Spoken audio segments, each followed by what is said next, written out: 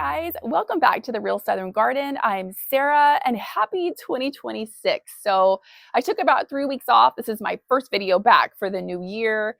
Took about 3 weeks off this December.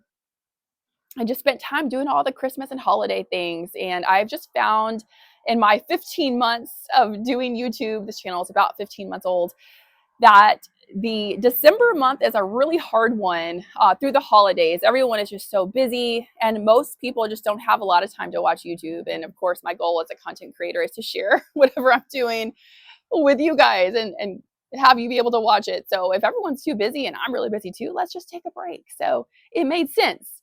I'm so happy to be back though, and I missed all of you guys, and I'm excited to talk about the new year and springtime because we are that much closer to spring now. We've already passed the shortest day of the year and we are just marching to spring. I've got daffodils already popping up. They're even earlier this year than they were last year. I will show you those in a second. We'll do a quick little walk by. And I want to share some of my garden goals for 2026 with you in this video and talk about some of the ones for 2025 that we did accomplish. In fact, one of them we just finished right up on New Year's Eve, actually, as we were going to work on reconcreting. I call it like my garden patio, but it's right in front of my rose garden. And we got a new concrete slab laid down back there, so it's not broken anymore. And it's beautiful, and I love it. And it's really going to set off the rose garden. Just so happy to have that done. We're also working on the end of our driveway. I guess they call it the apron of the driveway. And they'll be completing that probably up until about February or so. But it's going to be fantastic to have that done. And just little things, if you've watched my channel for any time, this property was built in 1984, I believe it is. I believe it was. And we just do, we bought the property almost 4 years ago. We do little projects, like 2 or 3, I'll say little big projects every year. We just pick a couple. And so one of the ones we had for 2025 was to fix that driveway and get that back garden patio done, and we have. So I'm going to show you that in this video, my back rose garden patio that I'm so excited to have. I'm going to be putting a little table out there that you guys are going to see in a video coming up from Vigo Garden, which I think is going to be so fun to have this spring sitting out there. And I'm just going to show you what I've been up to. So I've been putting all of my Christmas boxes into my cut flower garden and my vegetable garden, recycling those by using them for my walkways. I put mulch over them. That is the best way for me. I've just found it works so much better than doing any kind of plastic. I will tarp it with plastic. I'll talk about that a little bit, just to kill the weeds down, but I don't use any plastic for walkways or anything permanent because it just gets covered in dirt and then weeds grow on top and it is a nightmare. So got all those pretty much recycled from Christmas. And we did the driveway, of course, and I'm just fine-tuning a couple things that I want to do for 2026. I know that I want to grow, this sounds funny, but a few less of my heirloom variety tomatoes this year. I'm going to stick to more of the cherry tomatoes. And I've known this for a couple years, that they just are so prolific and do so well. I just want to do even more of those. I think I had about 100 a day for a while, and they produced from April all the way to October for me. Love it. So we're going to do more of those this year. We're going to do more zinnias this year, more sunflowers this year in the cut flower garden. We're adding a couple things up here to the ornamental garden as well. And it's going to be a fun garden season. So I'm so happy to be back. So happy to be here with you guys.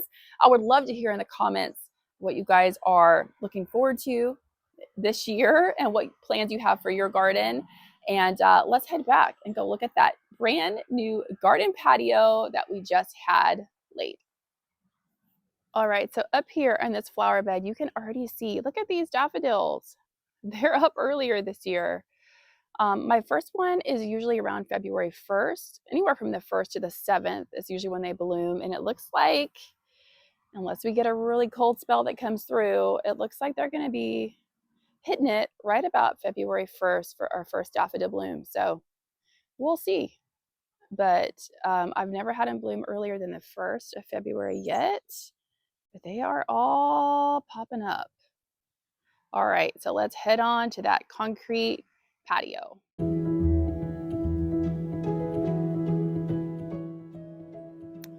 All right, here is our new concrete patio that was just laid back here. I'm going to try to put up a before, but this is my rose garden back here. This is my truck as well. But the rose garden is back here, and it's going to look so nice with this brand new patio. It's not going to be cracked up, and a lot of times we would trip over some of the area back here that was cracked, and the rocks would get hung up in the water hose and all of that. So really excited to have it done.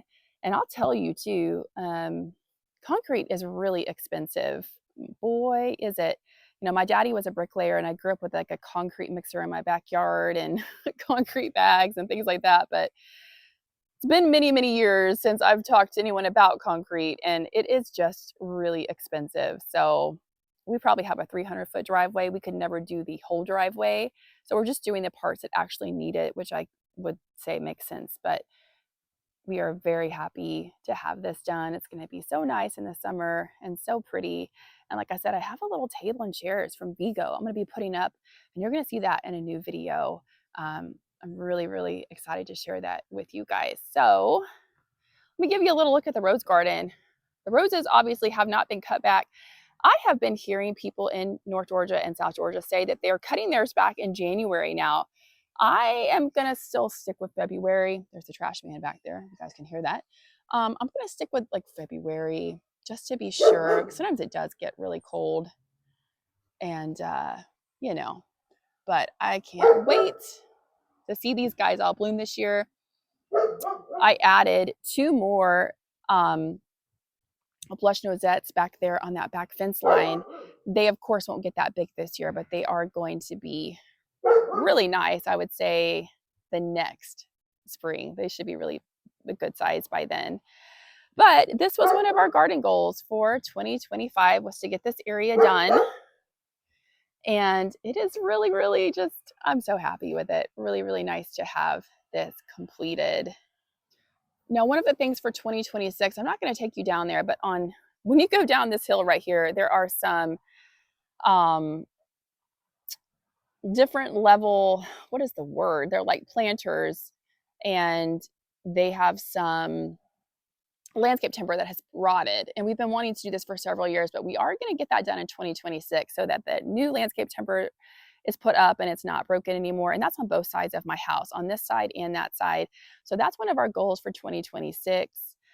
We were going to do masonry work, but I think all in all, the landscape timbers are going to be a better decision.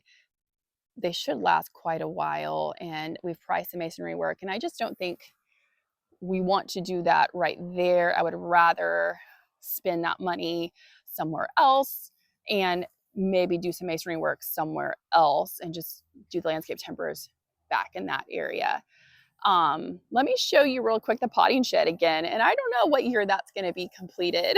It might be a 20, I don't know what year, but eventually it will be done. So this is the potting shed. This came with the property, and the walls and the glass are really still great. They're in good condition, but we need to do a new roof on it because it's a flat roof and it obviously just holds the water and it's not great. So we need to do some kind of a sloping roof. So we've got to change up the roof, and we will paint it. I'm sure it could use some paint, and it could use a new screen door. And then of course we need this needs to be spruced up. It can be really, really cool and really awesome. And we're going to get there one day. I just know it. It's not going to be a greenhouse because there's just too many trees. If you look up, you can see too many trees, but it will be great for a potting shed, and it will be a great place to store some of our tools up here on this hill so that we don't have to go all the way down to the barn down there. So lots of things can be up here, and it'll be really great for that. And then of course back there, that's another outbuilding. That's where we keep our mowers and that kind of thing. But this is going to be for dirt, pots, shovels, different things that we need, up here. And I've looked at this area and kicked around this idea, and you can only do things really in spurts kind of, but I have thought about putting some camellias up here and making this like a beautiful camellia ramble or area, because there's a lot of shade, and it'd be really pretty to have camellias on this side, and then of course the rose garden over there. I'm not going to pan around because I want to show you front of my truck. Of course, my license plate isn't even on the front of the truck, so why does it matter? Anyway, but let me go up to the big garden and I'm going to show you the cardboard that we just put in there.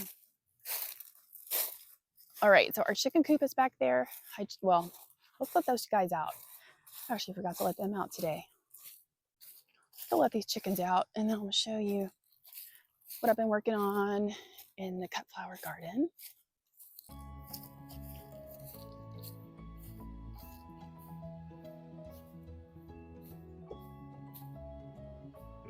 Hey girls, there they go.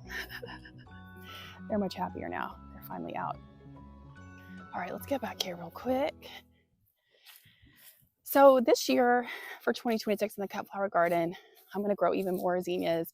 We did quite a few last year, but we're gonna add more, another row or patch, and the sunflowers, a few more sunflowers. I have a lot of trouble, obviously, with squirrels wanting to eat those, and you have to be careful to get them to grow up tall enough so they can grow before they get just eaten down and killed.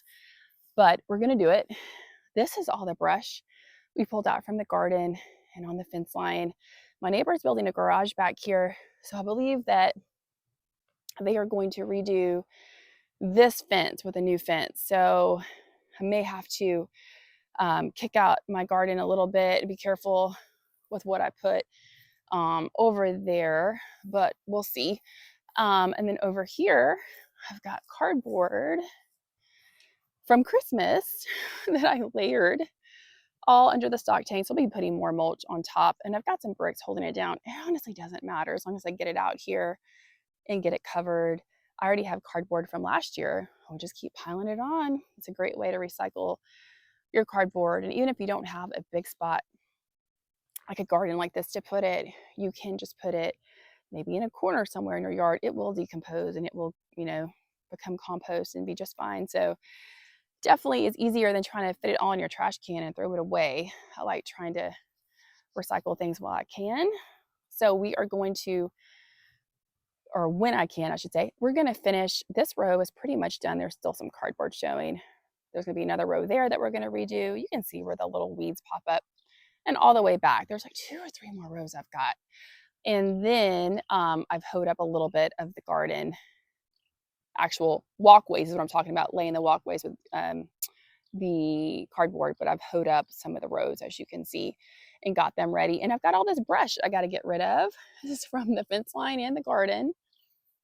This year, once we did our sweet potato harvest, we just kind of took a little bit of a break and we really didn't finish our cleanup back here, but we are kicking it into gear now and getting things ready. And boy, this thing looks so different. It looks so different in the summer and spring than it does right now. But of course, what doesn't, right? And then this little spot is where I had some mulch that was dropped. And you can see that I've been using it, but it's really killed off the grass and everything and made a good little section of dirt. So we're going to be able to plant more stuff here now. So I've got more garden. It keeps expanding, as you can see, all the way around. And the goal one year is to have a beautiful garden fence that is deer-proof built. Until then, I use a special deer netting that works really well with these bamboo stakes. There's a video on it you can look through. I'll try to link it right here. I'll put it in the description either way. If you're looking for a way to do some cheap deer, fencing that's very inexpensive, and it's like under $50. It's very inexpensive. But one day I do want a permanent fence to go around this, and one day we'll have it. But until then, we use what we can, and maybe someday have a greenhouse up here on this hill. Maybe. Stay tuned, right? Stay tuned. Let's head over to the wild area. I just want to talk about that really quick. That was one of my goals for 2025, and we got that going this year. It's not completed, but it's definitely on the right track. It is hard to believe in less than, my goodness, like a month, 5 weeks from now, my peach trees are all going to have blossoms on them. Oh, I can't wait for that. And my tulip magnolia and all the beautiful spring flowering trees and shrubs. Really, really, really look forward to that time of year. All right, so the wild area up here, right over here. We're just going to head over. Some of you remember this, I'm sure. We've added camellias back here. We've got endless summer hydrangeas. We have some brand new hydrangeas that we just added. Blue billow from my friends Susan and Dennis. I can't wait to see those in the springtime. And we also took a tree down. That's why there's a stump there. But you can see the camellias back there because I have the tags on them still. Now, I did have a deer come through here and eat the leaves off of that camellia. These are the early autumn variety, which I absolutely love. It takes a while to grow. Honestly, if I could buy like a 6-foot camellia already and not have to spend a fortune on them, I would buy that. But you know, we're not going to do that. So anyway, there's 3 of them. It's going to take some time for them to grow, but they're going to be beautiful one day. And then we have an azalea. It looks like it's already blooming here. This Echo azalea is blooming. It's been warm, but my goodness, you know, it's January. What is happening? Those azaleas are up here, and this whole little area I have made into a border. And then in the middle, you can see parts of that tree. You won't even see that in the springtime. And it was actually cleared out, but once the tree came down, there is just always more wood back here. But this entire border will block it. And then I've got some wild, I guess, a privet that comes up here and it blocks all of that anyway. I think it's privet. Is privet evergreen? It may not be privet. I'm not sure. But we're still adding things to this. And the whole idea is to create a border that blocks kind of this area because I don't want to landscape the entire patch. It's just too much and it's too crazy. And it also goes downhill over there. So I don't want to do that. But it doesn't look like much right now, but it actually is really beautiful in the springtime. That's it, guys. Thank you so much for watching. I hope that you liked today's video. And if you did, we would love you to subscribe to our channel. Give us a thumbs up. Leave me a comment. Let me know what's going on in your world and what you're excited about for the 2026 growing season. It's going to be spring before you know it. It's on the way. I'll see you back here in the next video right here at the Real Southern Garden. Bye, guys.